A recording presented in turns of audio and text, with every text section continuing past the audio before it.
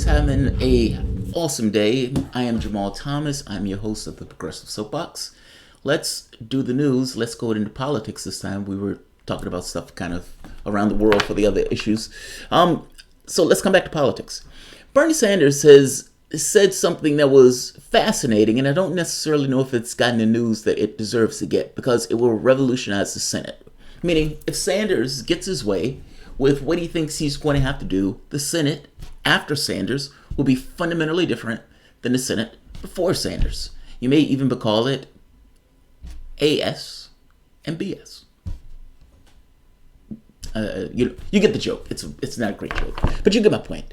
What Sanders is talking about doing is, in order to pass Medicare for all, because people continuously ask him, Sanders, how are you going to get all of those Democrats, those squishy corporate Democrats that are taking all of that money from the healthcare industry, or for the most part is of a particular class that associates itself with the healthcare industry, or believes it's going to get a job with the healthcare industry, or doesn't want money from the healthcare industry spent trying to take them out of office. How are you going to get those squishy, spineless corporate Democrats to support Medicare for all? Bernie Sanders makes the point of saying budget reconciliation.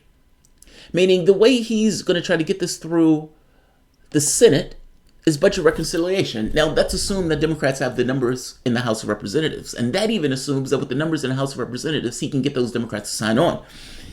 What I suspect is that the bully pulpit is going to be in full force in the Sanders presidency. Not to mention that all of those people that he's calling up all across the United States to rally for him throughout the election period and to work for him throughout the election period aren't going anywhere.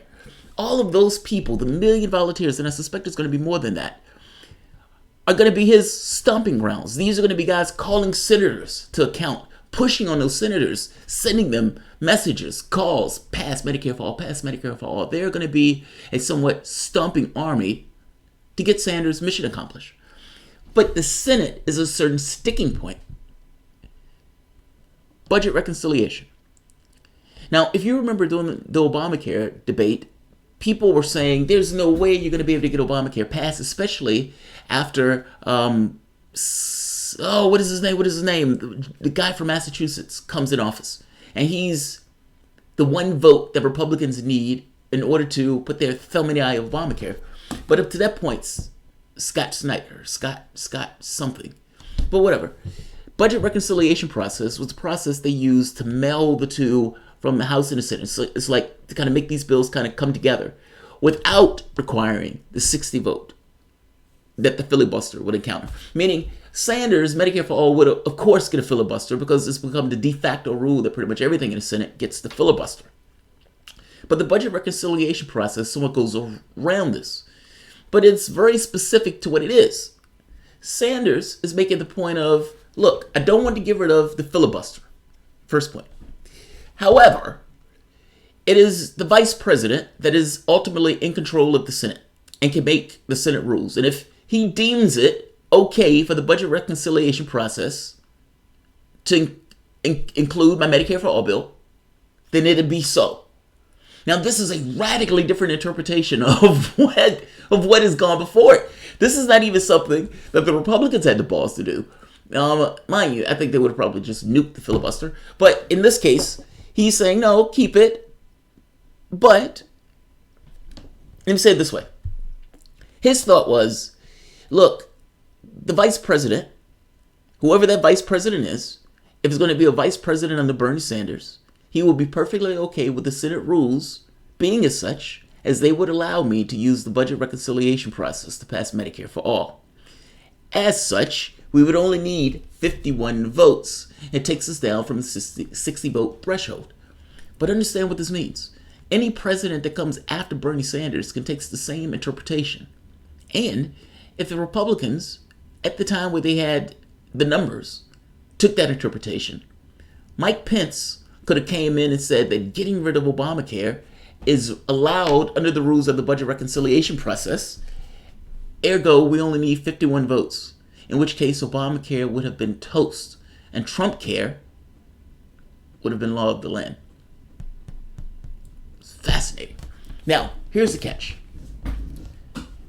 Morally, there is a dramatic difference. and doing something like this in order to pass something that is going to provide health care for 30 million additional Americans, and on top of that, cut the health care bill down of every American. There is a dramatic difference in pushing hard in the way that he's pushing for this. I look at this and I say, damn right. This is the difference between a person that means what they say versus a person that just says it. And this is the difference that you need to pay attention to when you're watching the debates and you're watching people putting out $5 trillion of spending on environment. Do they really mean it, or are they just putting it out there for optics and for politics? And then at the point where they get through the primaries, those plans recede. If I'm not mistaken, at one point, Beto was for Medicare for all. Beto was for a fossil fuel pledge that he flunked on. I guess my point is this. There is a difference in the way someone behaves when they believe something. When they get up in the morning, they believe it. When they go to bed at night, they believe it. And in doing so, they are actually trying by hook or by crook to get done what they want to get accomplished. In this case, Medicare for all. I applaud this. I absolutely applaud this. I've said before that I wish Democrats acted like Republicans within regards to a moral imperative, meaning shamelessly and ferociously pushing for the good, in the words of Chris Hedges, as they will put it. And for the good, in this case, I mean working in the interest of the majority of the population, the 99%, and not in the interest of corporate donors. I applaud this. I think this is absolutely awesome. And no, I don't think this would have been awesome if they would have used it to get rid of health care, but certainly you can see a difference between them using something like this to get rid of health care for millions of people and raising the bills and making the lives difficult of millions, as opposed to working feverishly within the limits of the law, fracturing and perhaps changing the way business is done for the good. Fucking A. Sanders. Fucking A. Sanders. This video wasn't going to be long. I just wanted to give a heads up and a tip of the hat to Sanders. I mean, this was something that people were like, whoa, Sanders is going to do what? He's going to nuke the filibuster. Well, he's not really nuking the filibuster. But for all intents and purposes, is almost, for all intents and purposes, what he's planning on doing is going to revolutionize the Senate going forward. And he's doing it in order to get his agenda accomplished. Tip of the hat. Do you remember when Harry Reid was in office and Harry Reid was quibbling over, Republicans aren't letting me get my judges through. Maybe I should get rid of the filibuster. Maybe I should, I don't know what to do with this. And he allowed all of this time to pass, quibbling about what to do about Republicans not letting judges through, and scared that if he gets rid of the filibuster, that it would hurt him later on. When Republicans took office, got rid of that shit in a heartbeat. The moment that Democrats put any resistance of passing through Trump's judges, they nuked that aspect of the filibuster that prevented the Democrats from, that allowed the Democrats to do that. Weakness. Utter and entire weakness. All of those judges that Obama had could have been in office, and they would have been dramatically better than the judges that Trump was going to put through, at the very least on civil rights stuff. All right. Like I said, I'm going to end this. If you guys enjoy the content, please feel free to share, like, subscribe. You can always support this content through PayPal or Patreon.